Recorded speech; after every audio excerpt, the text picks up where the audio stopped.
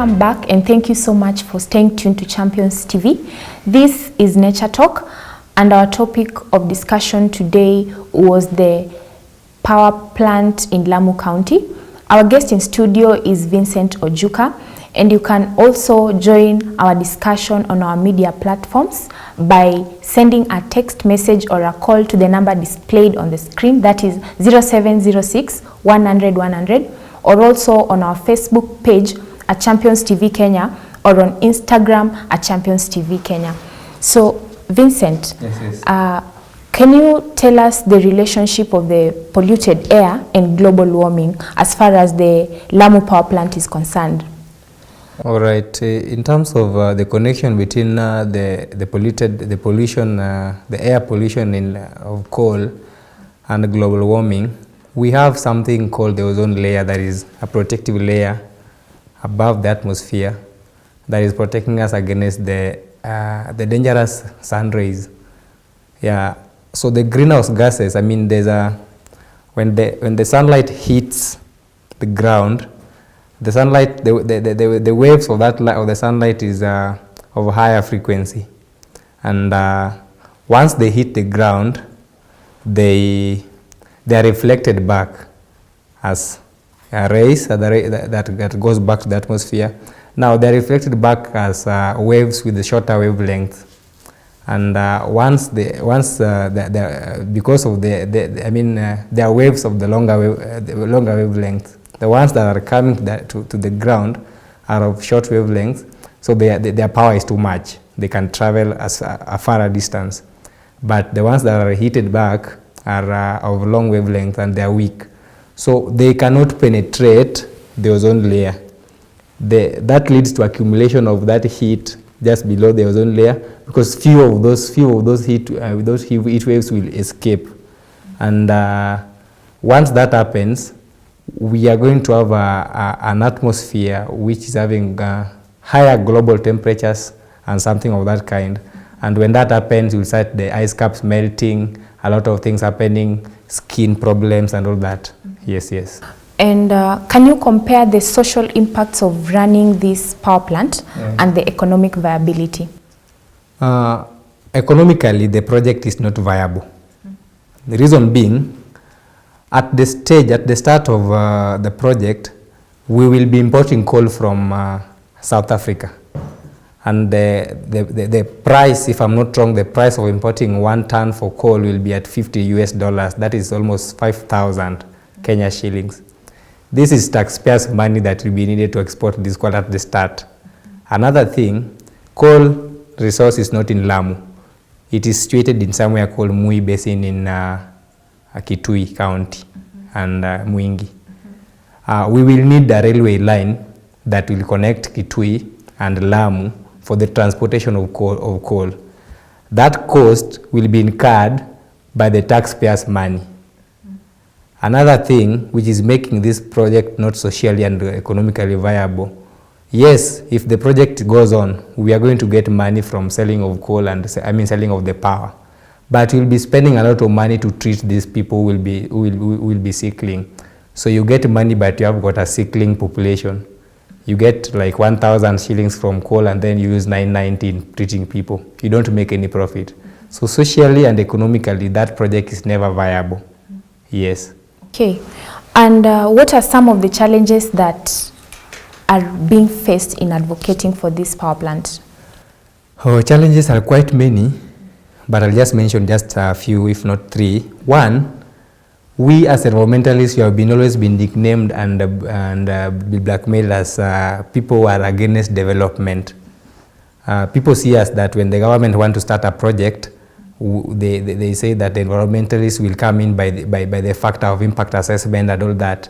We are not against that. If we need a sustainable economy which is dependent on the resources from the environment, then that assessment must be done to the latter. And the assessment that was done for the Lamu coal plant was that I can solve that bad. It was not inclusive in terms of public participation. A lot of things were ignored. So that's one. Another thing, the people who are fighting for coal in Lamu, I have not said this only just for environmentalists. It's human rights. Climate change, according to UN, is a human right issue. So these activists have been facing a lot of hostility from the government and from people who are pro-coal. A lot of them have been detained and all that. Yeah. Another issue is, advocacy demands a lot of finance. You need to be stable in terms of organizing campaigns and all that. But you find that the organizations that are dealing with this stuff are not financially stable, and they might lack the potential to give more, to advocate more, to allow us stop that project. Yes. And you have talked about the power plant is supposed to be in Lamu. Yes. But again, the major source of the coal is Kitui. Yeah. Why that?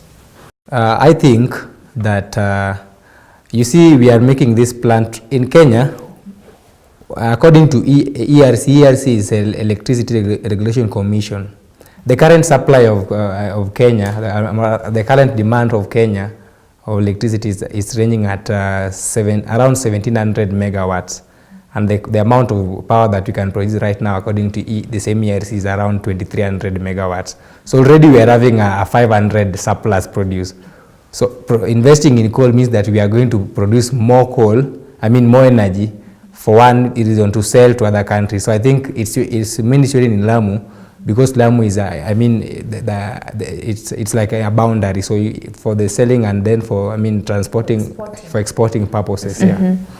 And so now this power plant, it's having so many negative impacts to the environment and even to the ecosystem at large, because you have talked of health issues, global warming and stuff. So what is the way forward? You as an environmentalist, what do you think is the way forward? We are very hopeful that come this year, the end of this year, the global community, that is the United Nations, will be meeting under an umbrella called the Conference of Parties. Now, Conference of Parties is a delegation of all UN subscribed nations, where we are going to meet and discuss issues tackling climate change and environment at large. We are hopeful that the Kenyan government will be influenced in that meeting on that issue. The meeting will take place at Poland later this year, and we are hopeful that our grievances will be aired on to the Kenyan government through the global community, to at least hear and heed to the demands of the human rights activists.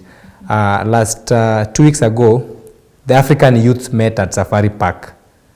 We were preparing for that Conference of Parties. We are developing a policy paper that is going to be read to the delegation at COP concerning climate change in Africa.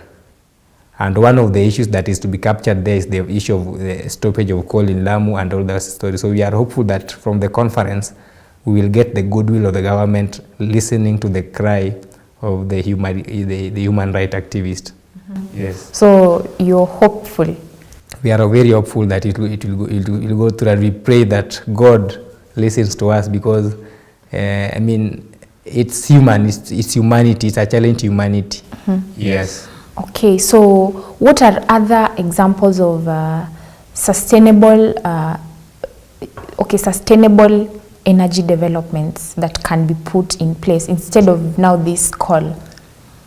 As Kenya, we lie along the Sahara. I think we are in the sub-Saharan, and the fact that we are in that region make us viable to exploit solar energy.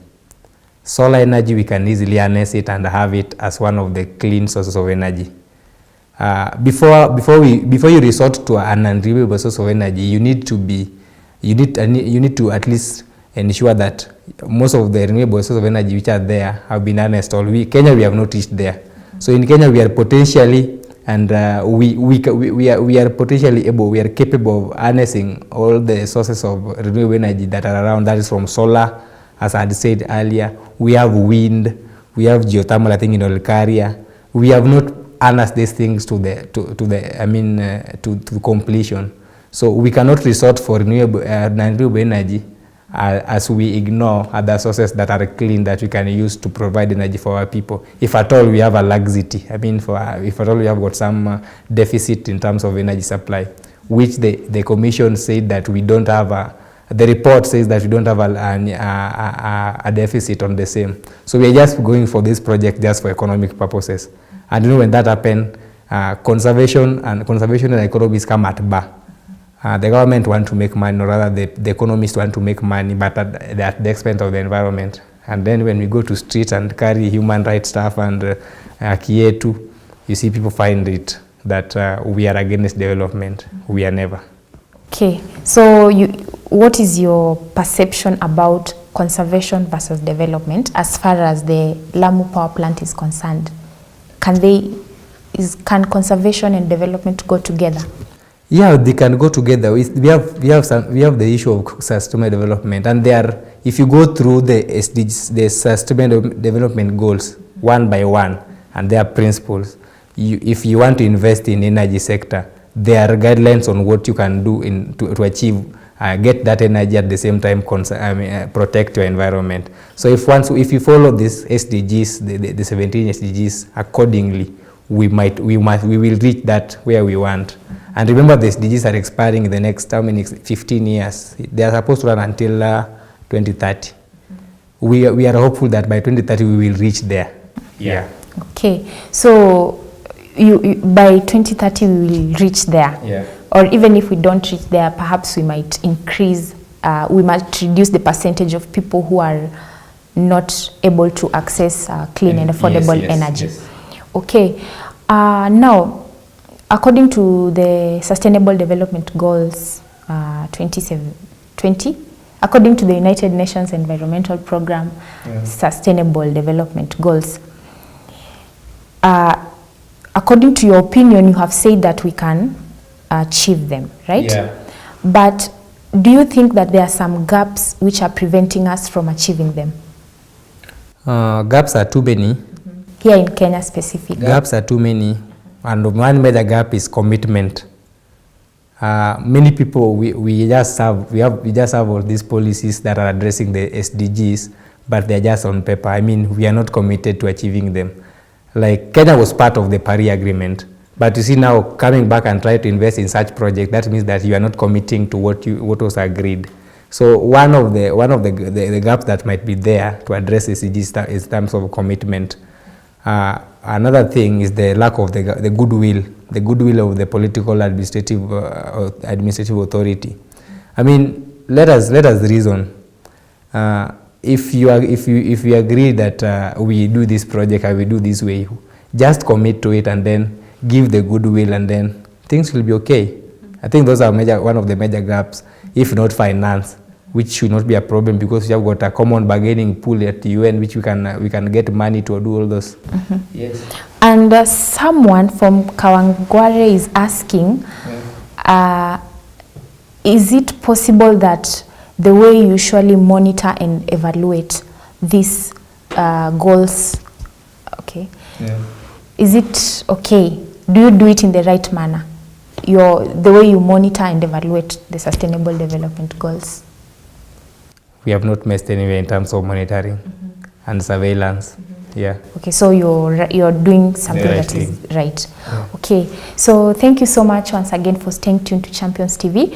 Remember that this is Nature Talk and I am your host, Grace Achieng. Till next time, have a nice evening.